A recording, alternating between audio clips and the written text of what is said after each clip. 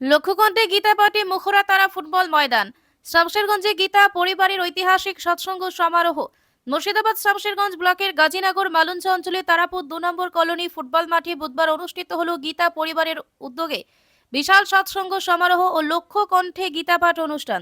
ধর্মীয় আবেশ ও ভক্তির আবহে এই অনুষ্ঠান ঘিরে এলাকা জুড়ে সৃষ্টি হয় এক অনন্য উৎসবের পরিবেশ। বুধবার সকালে ধুলিয়ান বড়তরফ ময়দান থেকে ঢাকঢোল, ভোজন ও কীর্তনের মাধ্যমে এক বর্ণাঢ্য শোভাযাত্রা শুরু হয়। মাথায় পবিত্র গীতা, হাতে গোপালের মূর্তি এবং মুখে হরিনাম নিয়ে হাজার হাজার সনাতনী ভক্ত পায়ে হেঁটে প্রায় 4 কিলোমিটার পথ অতিক্রম করে তারাপুর 2 নম্বর কলোনি ফুটবল মাঠে সৎসঙ্গ সমারোহে পৌঁছান। এই বিশাল শোভাযাত্রায় উপস্থিত ছিলেন পরম পূজ্য সন্ত শ্রী হরি কিষান দাস জি মহারাজ। তার সঙ্গদানে আরও উজ্জ্বল হয়ে ওঠে পুরো অনুষ্ঠান। লক্ষাধিক ভক্তের অংশগ্রহণে শোভাযাত্রাটি এক অভূতপূর্ব রূপ নেয়। শোভাযাত্রায় পায়ে পা মিলিয়ে অংশগ্রহণ করেন ফারাক্কার বিশিষ্ট সমাজসেবী সুনীল চৌধুরী মহাশয়। তিনি বলেন, গীতা পরিবারের এই মহান কর্মযজ্ঞ আমাকে গভীরভাবে মুগ্ধ করেছে। আমার জানা ছিল না যে ফারাক্কা বিধানসভার মধ্যে এত বড় ও মহৎ আয়োজন অনুষ্ঠিত হয়। আজকের এই অনুষ্ঠান দেখে আমি গর্বিত। এই পবিত্র কর্মযজ্ঞে নিজেকে সামিল করতে পেরে নিজেকে ধন্য মনে করছি। আগামী দিনে গীতা পরিবারের যে কোনো উদ্যোগ আমি আমার সাধ্যমতো সময় ও সহযোগিতা দেব। সৎসঙ্গ সমারোহ চলাকালীন তারাপুর 2 নম্বর ফুটবল মাঠে সনাতনী ভক্তদের উপস্থিতিতে জনসমুদ্রে পরিণত হয় এলাকা। শুধু ধলিয়ান নয়, ফারাক্কা, শামশেরগঞ্জ, সুতি, মালদা ও ঝাড়খণ্ড থেকে হাজার হাজার ভক্ত এই ধর্মীয় মহাযজ্ঞে অংশগ্রহণ করেন। সমগ্র অনুষ্ঠানটি শান্তি, সম্প্রীতি ও ভ্রাতৃত্ববোধের এক উজ্জ্বল দৃষ্টান্ত হয়ে উঠেছে বলে মত উপস্থিত। আজকে যে 7 দিনব্যাপী মহারাজির প্রবচন হলো, আজ অষ্টম দিন। আজকে আমরা ধুলিয়ান থেকে বর্ণাঢ্য নগর সংকীর্তন নিয়ে যাচ্ছি তারাপুর ময়দানে।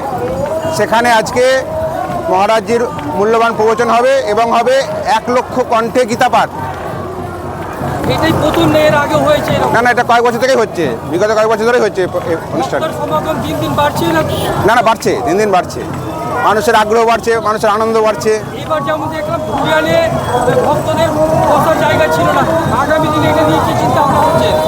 হ্যাঁ, জায়গা না ধরলে বৃহৎ কোনো মাঠে গিয়ে ব্যবস্থা করতে হবে। আজকে মূলত তারাপুরে প্রোগ্রাম।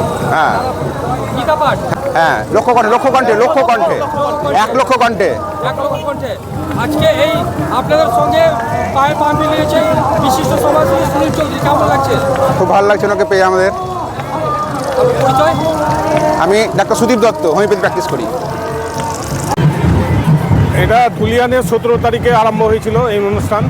আজকে তার 24 তারিখ আজকে এখানে অনুষ্ঠান সমাপ্তি হবে এই তারাপুর ফিল্ডে। এখানে যে ভক্ত সমাগম হয়েছে, প্রচুর ভক্ত সমাগম, সমস্ত সনাতনী ভক্ত সমাগম যারা করেছেন তাদেরকে প্রত্যেকে আন্তরিকভাবে শুভেচ্ছা জানাচ্ছি। এই প্রোগ্রাম খুব সুন্দরভাবে অনুষ্ঠিত হয়েছে। গীতা পরিবারের যারা কর্মকর্তা আছেন, যারা এই অনুষ্ঠানটা পরিচালিত করছেন, গীতা পরিবারের সকল সদস্যকে আমি অভিনন্দন জানাচ্ছি। এই অনুষ্ঠানটা খুব সুষ্ঠুভাবে করার জন্য এখানে প্রচুর লোকজন এসছেন। এই যে আপনার বিধানসভার মধ্যে এত বড় একটা প্রোগ্রাম, কেমন লাগছে অংশগ্রহণ? না, এখানে ধরুন ফারাক্কা বিধানসভা এত বড় প্রোগ্রাম, সনাতনী প্রোগ্রাম এর আগে কখনো হয়নি।